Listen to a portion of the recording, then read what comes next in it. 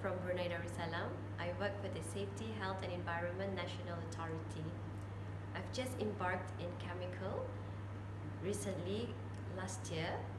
So by attending this workshop, it helps me to understand how chemical and the waste are being managed.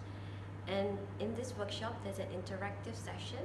So we get to interact with the participant as well as the facilitator. So by doing this, I could understand how other countries are doing it at the same time as well. So I could also see it from their perspective. And by attending this course as well, so you get that information straight away rather than when you're reading and make your own research. So you could just ask the facilitator, or you could as well ask the other country members on how they actually done and how they actually manage the chemical and the waste in their countries.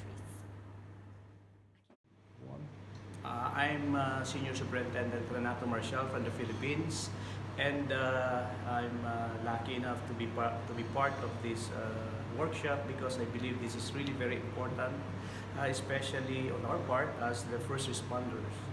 And it is also very important as far as policy making is concerned, so that we will be prepared in terms of any hazards or disasters that may happen in our locality.